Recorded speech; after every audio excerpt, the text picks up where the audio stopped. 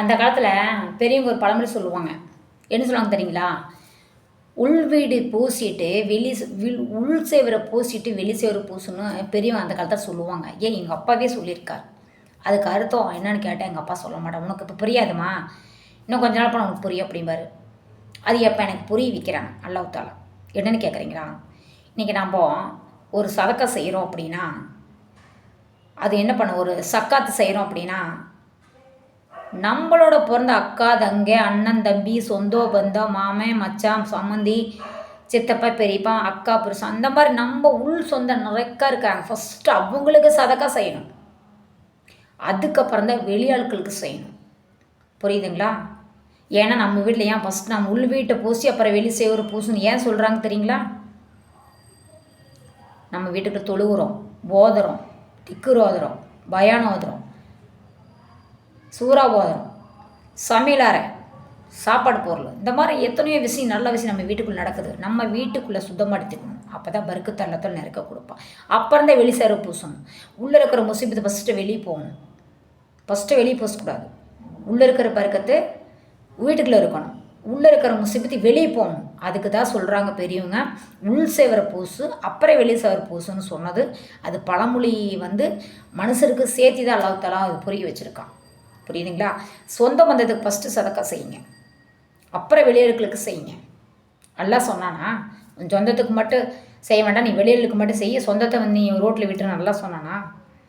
அல்லாஹ் உனக்கு நிறைக்க நான் கொடுத்துருக்கேன், அதை உனக்கு மிஞ்சின்னு நீ மற்றவங்களுக்கு கொடுந்தா அல்லாஹ் சொல்லியிருக்கானே தவிர நீயே வச்சு நீயே வாழ்ந்துட்டு நீயே அனுபவிச்சுட்டு இருந்தா அதில் என்ன தானம் தர்மம் என்ன? என்றைக்கு நல்லது செய்கிறது, என்றைக்கு நன்மை தேடுறது, என்றைக்கு தானம் தர்மம் செய்கிறது, என்றைக்கு சதக்கா செய்கிறது, என்றைக்கு சக்காத்து கொடுக்கறது? நீ சம்பாரிச்சு நீயே தின்னுட்டீங்கன்னா அப்புறம் மற்றவங்களாம் எப்படி வாழ்வாங்க? இல்லாத படங்க எப்படி வாழ்வாங்க? நீ நிறக்க கொடுக்கணுங்கிறக்காக தான் உனக்கு நான் நிறக்க கொடுக்குறேன், நீ இல்லாதவங்களுக்கு நீ கொடுன்னு நல்லா சொல்லியிருக்கான். நீயே வச்சு வாழ வேண்டாம் நல்லா சொல்லலை. புரியுதா? இதை நல்லா ஓதி படித்தவங்களுக்கு தெரியும்.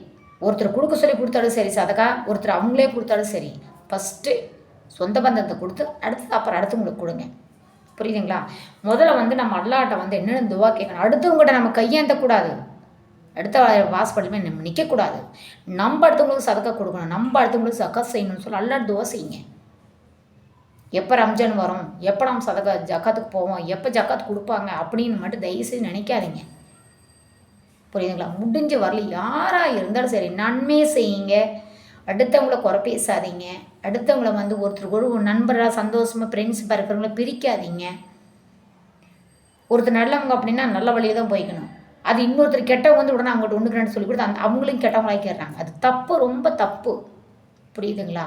தயவுசெய்து அல்லாவோட பயத்தை கொண்டு வாழுங்க, அல்லாவோட ஈமான் கொண்டு வாழுங்க, ஓதுங்க, தொழுகுங்க, நிறைய திக்கர் ஓதுங்க, நிறைய சூறா ஓதுங்க. உங்கள் முசீபத்து வெளியே போகும், பருக்கத்து கொடுப்பான். அல்லாஹ் தஆலா நிறக்க பருக்கத்து கூட நீண்ட ஆயுள் கொடுப்பான். தயவு செய்து நான் இப்படி சொல்கிறேன்னு சொல்லி யாரும் என்னைய சங்கடப்படுத்தி பார்க்காதீங்க, என் வீடியோ மேலே தள்ளி விடாதீங்க. உங்களுக்கு தெரிஞ்சதை தெரியாதவங்களுக்கு பகிர்ந்துக்குங்க. அது பெரிய நன்மை அல்லாஹ் சொல்லியிருக்கான். எனக்கு தெரிஞ்சதை நான் சொல்கிறேன். புரியுதுங்களா? இதை நான் ஏதாவது நான் சொல்கிறது உங்களுக்கு தவறு இருந்தால் அல்லாஹ்வை பொறுத்துப்பாங்க. அஸ்ஸலாமு அலைக்கும். சப்ஸ்கிரைப் பண்ணுங்கள், லைக் பண்ணுங்கள்.